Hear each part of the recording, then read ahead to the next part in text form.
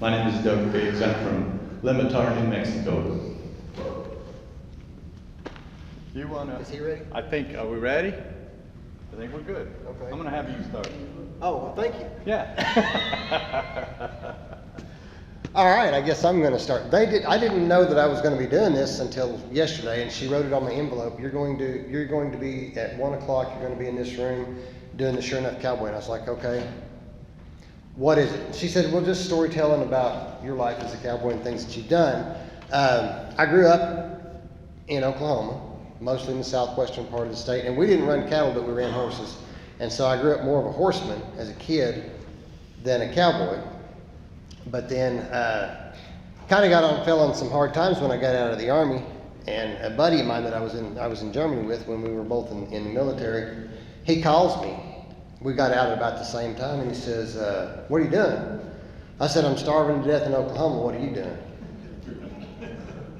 He said, I'm working on this ranch in Nebraska. He says, you want to come up here? He says, I'll see if I can get you a job. I was like, sure, because I got like 2 colts to ride, and I'm stretching barbed wire fence.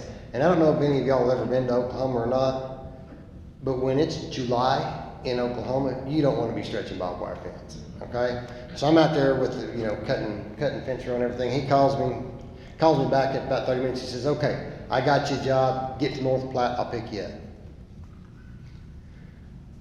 So I finished stretching the fence. I threw my saddle in my A-bag.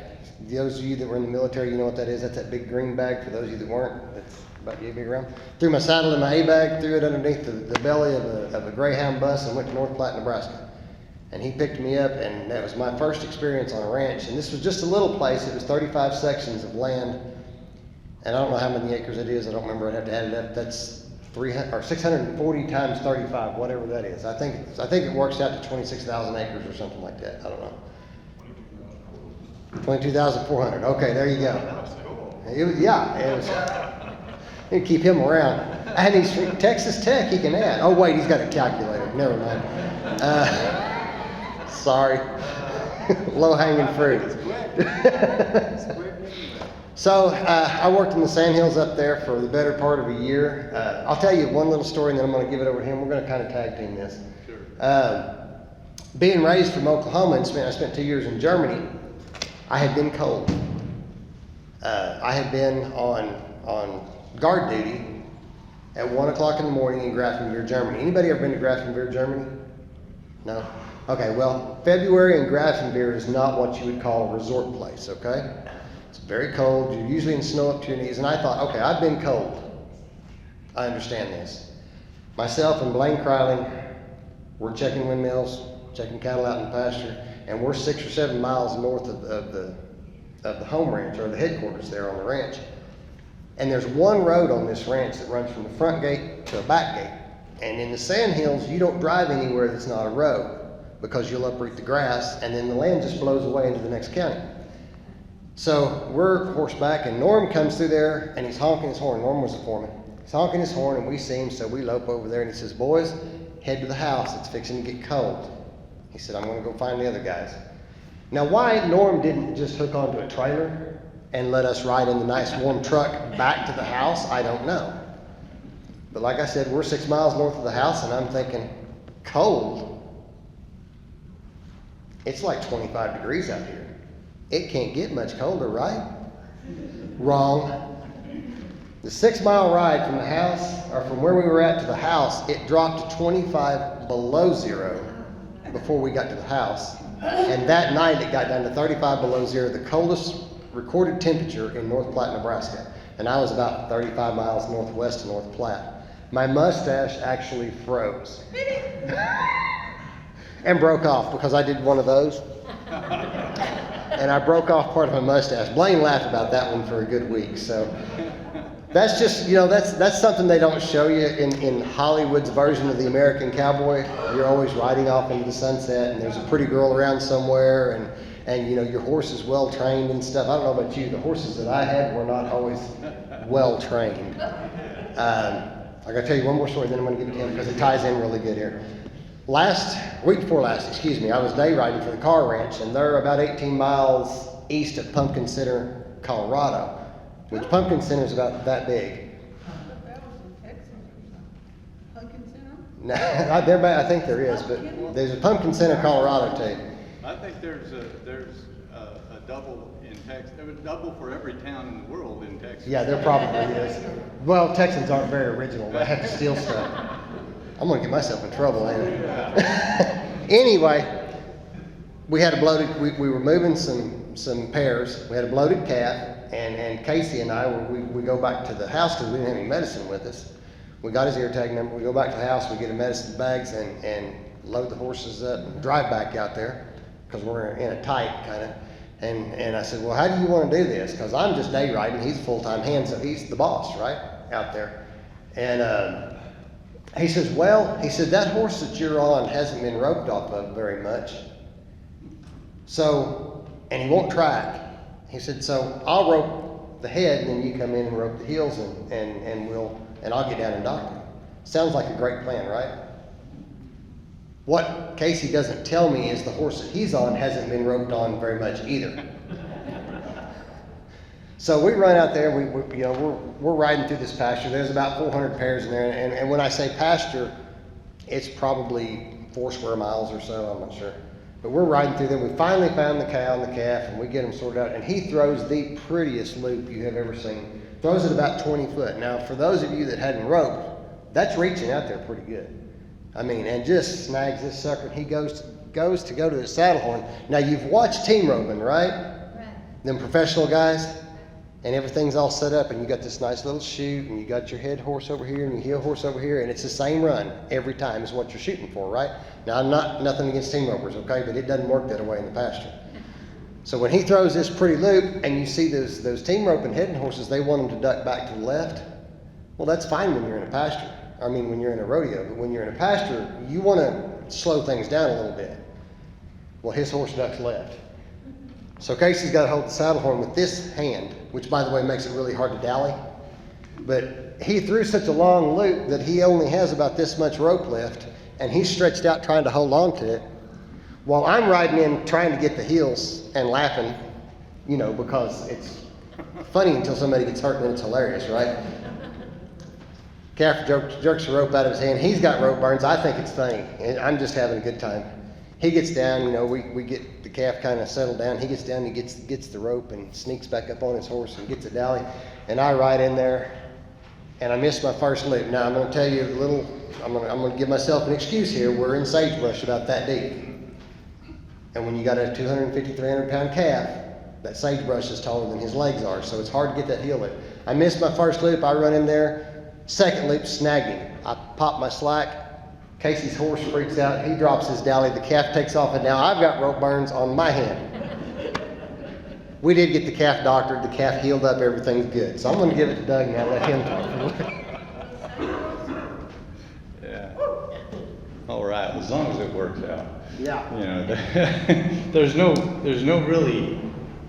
are no right or wrong ways to do something. It's just getting it done, and that's pretty much it. I've been really privileged to know some really good cowboys, and the couple in particular, I don't know, some of you might know some of them. Orville Moore and Melesio Gonzalez.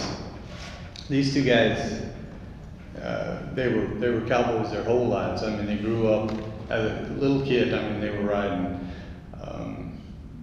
and these guys had a big influence on me. Orville, like I say, he was, those guys that they act kind of tough and everything, but he was like that. But he was a softie, like most of those old cowboys are. He really loved his horses. He had a lot of he would get running horses, and he loved the racehorse deal, mostly quarter horse. And he'd run those horses for a couple, 2 or 3 years, and then he would bring them back, and those horses he'd use on the ranch, which is kind of cool. Not many people do that. A lot of the race horses just kind of get thrown away when people are done with them. I remember one little mare he had. She ran pretty well, But, and I don't know what happened to her. She cut, I think it was her left front foot. Maybe no, it was the right one. I remember this because I had to put shoes on her. And I mean, really cut it bad. Tore off the hoof wall all on the inside, all the way across to almost to the toe. I had just enough foot on the outside that I could, and the frog was still good, I could put a bar shoe on her. And, you know, probably the horse should have been put down, but Orville, I mean, he really likes his horses. So we'd work on her and get her going pretty good. And then she would get abscesses and stuff, and he would work on her. I mean, and he kept that horse for 2 or 3 years and got a couple babies out of her. So, you know, like I said, he was one of those guys that he would do anything for his horses. He'd do that. He also, his wife always had some old dogs. All kinds of different dogs, mostly mutt kind of dogs, and he would say, "Oh, that's old Valerie's dog," and then you look around and he's got the dog over there petting it and stuff. You know, he was kind of that way. And kids, he loved kids. He always had an ice chest in his truck, and he would have candy bars in there. Every time he saw a kid got a candy bar. That was it. It was cool. Mel was kind of the same way, you know, loved horses, dogs, and kids. And, you know, both of these guys have since passed away, and I wanted to write a song to honor them, and it's taken me a long time because I wanted to get things right. I remember, well, Orville was also a fiddle player, and he'd say, "Well, me and old Doug, we're going to go to Nashville," and that was his deal. So, and he always liked this song, "And the Cowboy Rides Away." Have you ever heard that one? That was a George Strait song, and he'd always want me to play that song. So, like I said, I tried for several years to write this song, and I finally got it, I think, and I'm going to do it for you. It's called "Horses, Dogs, and Kids."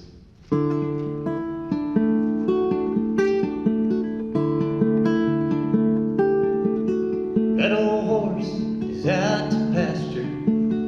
He ain't walking on iron anymore. All he needs is a trim now and then. There was a time before. He was a cowboy's horse, a good one, there's no doubt. But the cowboy rode away. That old horse, well, they just turned him out.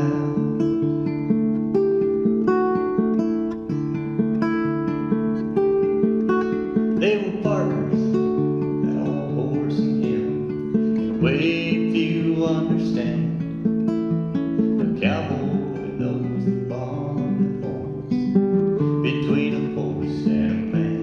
A man can't live forever, his memory bides the true measure of a cowboy is in the horses he rides. He was a cowboy and a gentleman in everything he did.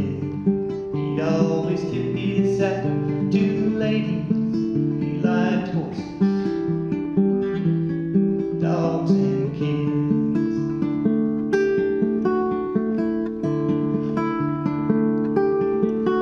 There's folks around now that never got the chance to see the kind of man he was, but I did, and I'm glad that I got to see all those things a real cowboy does. He was a cowboy, bigger than life, that's the way it seemed to me, and he'll always be tied hard and fast in my memory. He was a cowboy and a gentleman in everything he did. He'd always tip his hat to the ladies. He liked horses,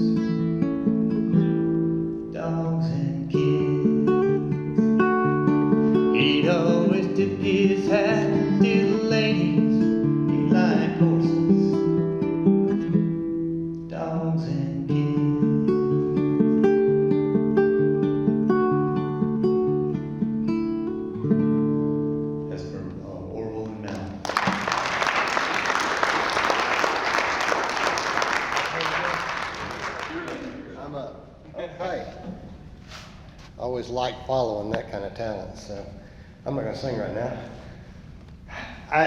You're talking about that with the horses and stuff. When I was on that ranch in Nebraska, one of the coolest things that I remember, this is gonna be real short, I'm gonna lead into something else, but was Norm tells me one time, he says, let's go get in the truck and we gotta go check the retirement pasture. And I was a, 21-year-old kid that didn't know anything and had grown up in Oklahoma. We didn't have retirement pastures where I was at. I didn't know what he's talking about. But we pull out and there was a half section pasture down on the North Platte River. There was all the old retired horses from the ranch. And some of them weren't that old. They, got in a storm or something and got crippled up, but they kept them there, and took care of them and made sure that they had a good rest of their life. And I just always thought that was just pretty neat. I always had a lot of respect for them for that. A horse is a tool. There's absolutely no doubt about that, and you can't. I get into arguments on farrier forums all the time from guys back east. What do you mean a horse is a tool? A horse is a recreational device. No, not out here. A horse is a tool. Doesn't mean we don't love them, doesn't mean we don't take care of them, but a horse is a tool. Speaking of which, I had a horse in my string on a ranch in southeastern Oklahoma that was just called George. And I think he had been registered at one time, but I'm pretty sure some cowboy burned his papers. I had just started on this ranch, and I saddled him up that morning, and we were shipping cattle. We had brought all the cattle in the night before and had them up in the trap, and we were waiting on the trucks. Well, we had some guys come over from another ranch to help us.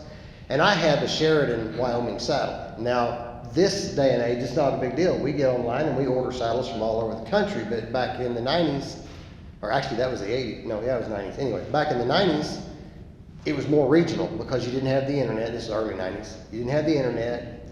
You bought local saddles. I mean, there were some big manufacturers that everybody knew. But this guy's looking at that saddle. He goes, "Where did you get that saddle?" I said, "Oh, I bought it up in Nebraska. It's from Sheridan, Wyoming." "Well, it's a good looking saddle." And I said, "Well, crawl up in there if you want to. See how it feels." And he walks over and he slips the knot loose on the halter off the fence, throws it up over the saddle horn, and he grabs the rein, he gathers it up, puts his hand on the saddle horn, grabs the cantle, puts his foot in the stirrup, and then he goes, "Is that George?" "Yeah, that's George. I ain't getting on him. Not even to sit in your saddle." And I'm like, "Well, I rode him down here. He was fine." I didn't think anything about it. We shipped cattle. I rode him back. I didn't even get on him other than to ride him down to the pens and ride him back that day. We were all day shipping. Well, a week or so later, I saddle him up and I've got to move a bunch of cattle from one pasture to another. Everything goes good. I ride him back to the house, no problem. A few days after that, he makes his rotation. I get him back under saddle, and I go out and I'm doctoring cattle in the pasture, and I'm way back on the very south end of this ranch in a pasture. Probably, now Oklahoma pastures and ranches aren't as big as what West Texas has or Colorado where I'm at now. That whole ranch was about 3,500 acres, so not a big place by West Texas standards anyway. But I'm on the far end of it, as far from the house as you could get and as far from the barns as you can get. And I trot up there. There's this nice little heifer that's got rot hoof in her front left foot. I would never, ever forget the details to this. I ride up there and think, okay, no big deal. Drop my loop on her. I dally up and I'm just kind of pulling him up. I'm not trying to make one of them big turns like what I was talking about the team ropers make or anything. I'm just trying to get her to stop. I'm going to pop some slack, trip her. And we don't trip cattle on a ranch like you see in a rodeo.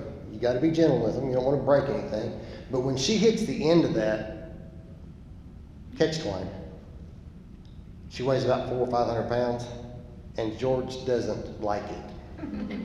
And I found out why this other cowboy wouldn't get on him. And I'm pitching my slack of my rope, trying to get away from it and clawing. And I am not ashamed to admit that I left fingernail scars on the swells of that saddle, reaching for that saddle horn, and I kept missing. I rode him. I actually rode him. Got everything gathered up, went back to the house, got a different horse, went back out, found my rope, caught the heifer, got her doctored.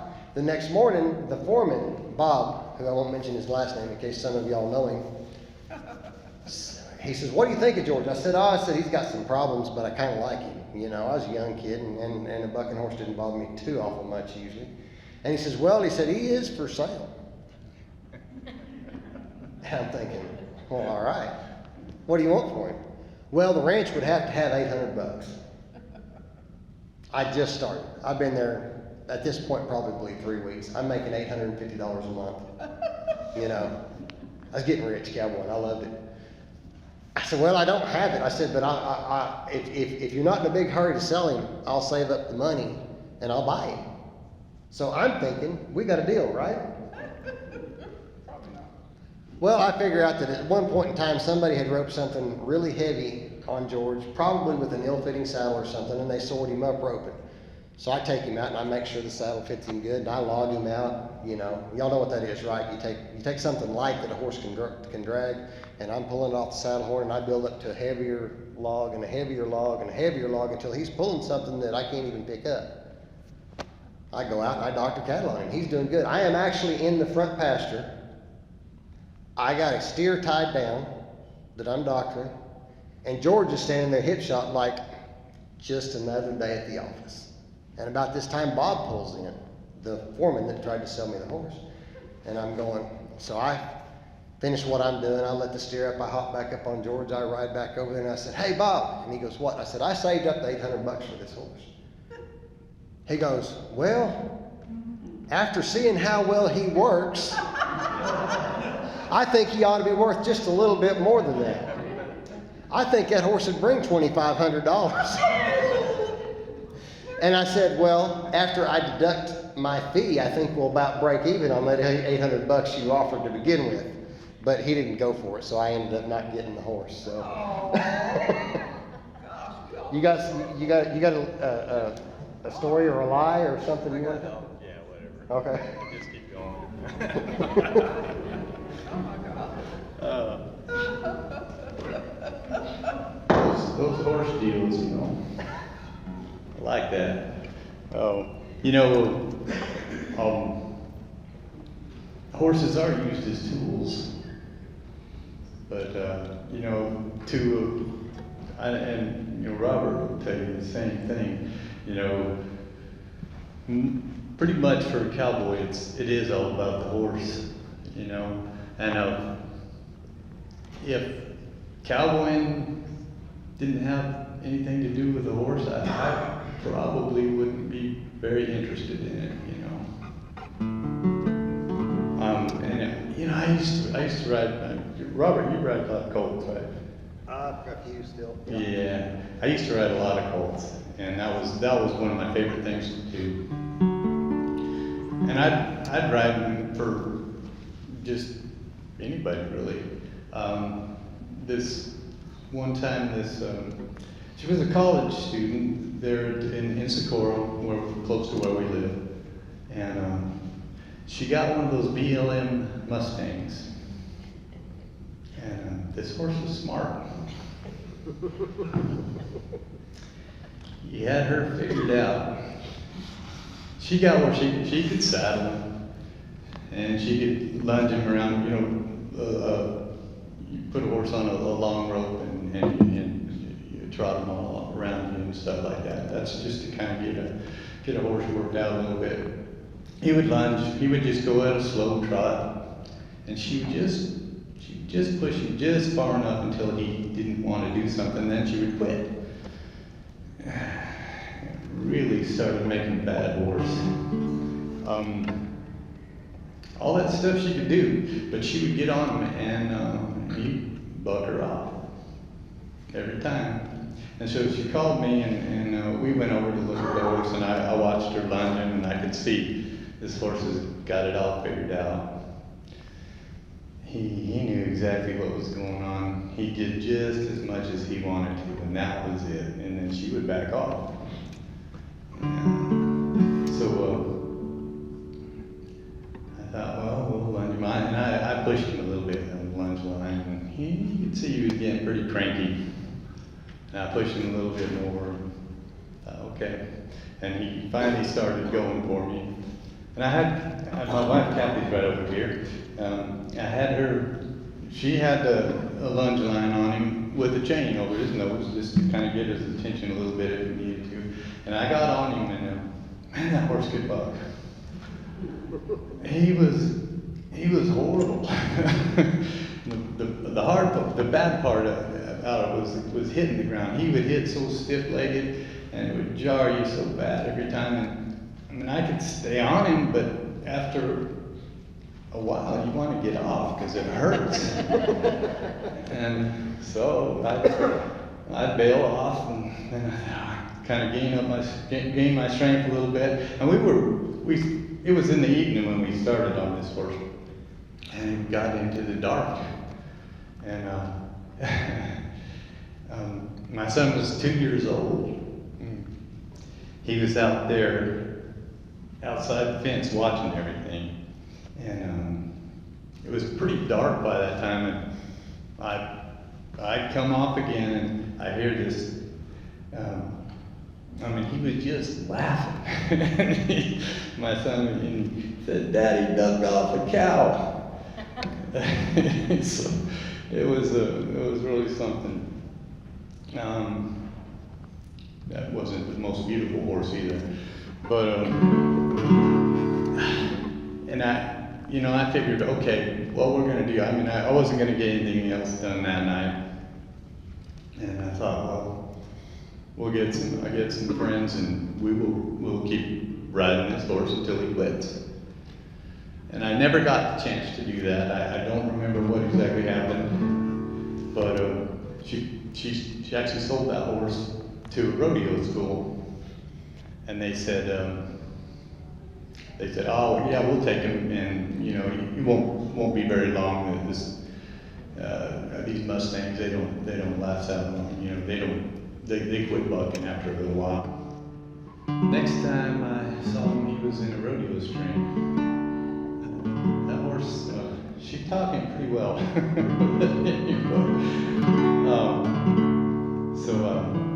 I was going to do this song for you. This is one that I wrote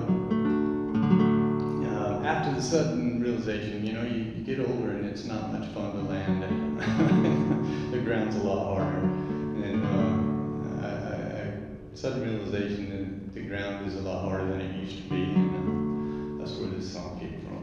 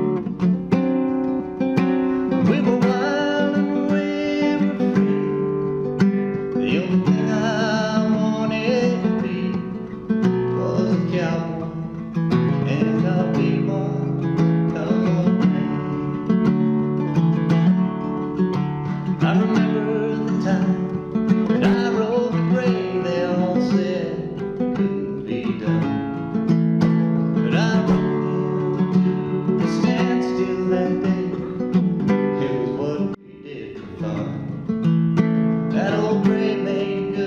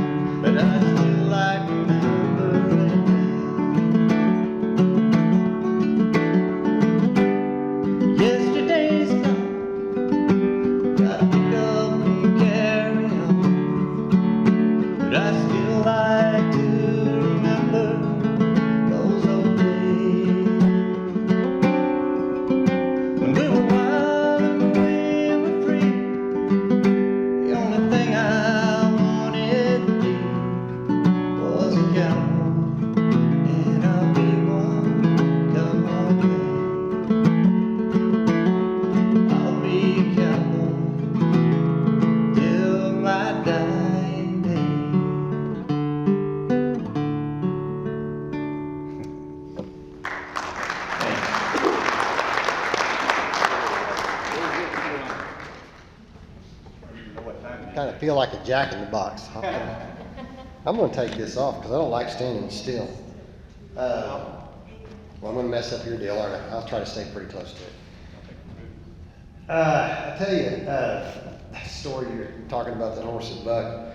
You know, it's funny when you talk to cowboys, especially guys like that. I don't know how old he is, but we're probably about the same age. I'm 51.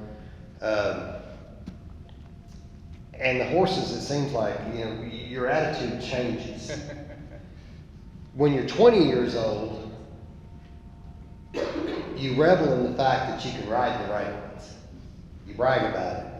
Run him in there. I don't know how much. I got into Blaine Crowley, best friend that I had back then, working on the same ranch together, and we're in a bar in North Platte, and these other cowboys are talking about this horse that they've got that nobody at their ranch can ride, and Blaine goes, Robert can ride him. Do what? So we went out there the next day, and I got on him, and I rode the far out of him for about 3 jumps. One of the rankest horses I've ever been on. But any of y'all know Gene Prescott? Somebody here's got to know Gene. Okay. About 4 years ago, 5 years, however long ago it was, when I was wanting to do a CD, and Gene says, well, I'll produce it for you. And I'm thinking, great, Gene does great work. She's very talented. She understands what cowboy music is supposed to sound like. And she says, and I'll just charge you so much. I'm not going to tell you how much because it's not anybody's business. And I said, well, Gene, I said, I'm gonna have to scrape together some money. And then she calls me a couple days later. She goes, Robert, how about this? She said, you're still going to have to pay the studio fees and everything else. She says, but if you'll ride a filly that I've got for me, I'll waive my fee. You know, we'll just swap it out. And I'm like, well, that sounds like a plan. So she pulls up and she unloads one of the prettiest little 2-year-olds I have ever seen in my life. Well, she wasn't little.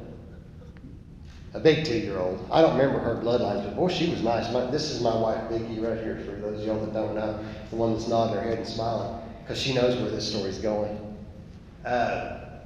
So anyway, I do the groundwork on her and stuff, and she's smart. She's friendly. She's one of them just be in your back pocket the whole time. She's a nice little filly. I got about 3 rides on her, and I've got her outside the round pen, and she starts bucking. Now, I'm using that term very loosely because she didn't kick high enough to kick over a bear pit. But you could go, it was funny, I wish I took a picture of it. There was a spot on the ground, just a little circle with hoof prints where she had just done her. And I'm laughing. I'm the only one out there. Nobody's home. I'm it. And I almost fell off laughing. She didn't come anywhere close to bucking me off, but I was just laughing my butt off.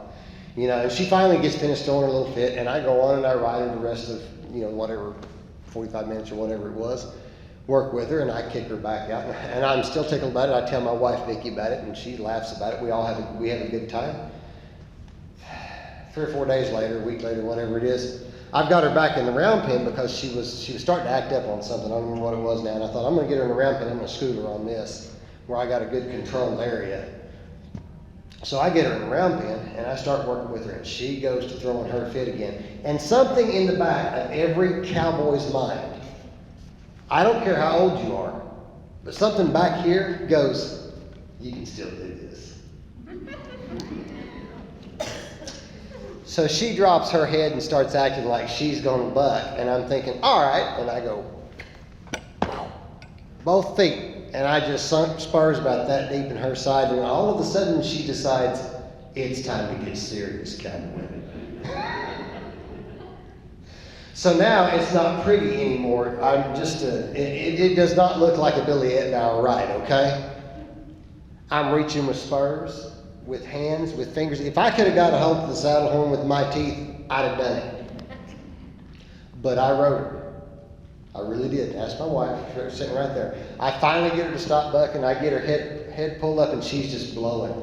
And I'm blowing harder than she is. And it's one of those deals that's thinking, I'd have hurt less if she had bucked me off when it was all over with. And my wife, my sweet little lovely wife there goes, what were you thinking? That little voice in the back of my head's thinking, you're still 22, you can ride on. Well, I got her rode, but it weren't pretty. But I got to tell you this story real quick, just so that you don't think that I rode every bad horse I ever got on, because everybody tells the stories about the ones that they ride, right? While I'm starting this filly, my wife has this 2-year-old buckskin. Gorgeous horse. Registered paint, actually, but he's a solid buckskin. Well, he had white on his belly. Anyway, I'm on this filly in the round pen, and she brings up, what was his name again? Anyway, Dylan. She brings Dylan up, and she's brushing him, and she's putting a blanket on him. And I was like, sweetheart, no. We'll get him in here. We'll get him in just... Oh, I'm not going to get on him. All right. I look over. She's got a saddle on him, and she's petting on him. I look back out there. She's sitting in the middle of this colt. And there's a walker, and then a round pen, and the barn, and this little shed. And if he breaks in two, somebody's going to get hurt. Perfect angel. He never does anything wrong. She rides him. I don't know how many rides she had on him. 30, 40 rides on him. Never takes a misstep. We take him to the church. I was a pastor at Three Rivers Cowboy Church in Muskogee. We've got a rodeo arena. And I'm thinking, I'm going to take him out there, get him out in that deep sand. I'm going to really work him and see what he'll do. And I'm trotting big circles on him and loping him and stuff and bringing him back down to a trot. And Vicky's on another horse, and she comes up beside me, and we're just trotting along. And she goes, man, he's moving nice. He sure is. And I peel him off thinking, I'm going to just cut across here, and then I'm going to come back around the other way, instead of going, clockwise. I'm going to go counterclockwise. So I cut across, and about the time I get out of that little turn, this horse disappears. Now, I rode bulls for 16 years. I understand what it's like to have something disappear out from underneath you. But when you're 50 years old at the time, and you're up in the air, and you look down, and you're like, that saddle horn should not be 4 feet below me. And my right foot's still in the stirrup. And I'm thinking, I don't have the reflexes that I used to have. And my brain is thinking, okay, you're coming down. You need to bend this knee just a little bit, and then when you hit that saddle, then you can get a hold, right? The problem is my brain's going, bend your knee just a little bit, and my knee's going, I'll get around to it later. So when I hit with my knee locked, it shoots me straight up in the air, and I left a divot about that deep in that rodeo arena that was the perfect outline of my body where I hit. So no, I don't ride all of them. I did, however, get back on him. It hurt, but I got back on him, and I rode him another 10 or 15 minutes. I don't know, something not very long. He now belongs to somebody else. He's a really nice... How much time do we have? No, I think we're about done. Are we about done? Yeah. Yeah, anybody got any questions? I'll have Doug answer them for you. Man, you told them everything we know. Well, that's everything I know. That's why... All right, well, if nobody has any questions, thank you very much.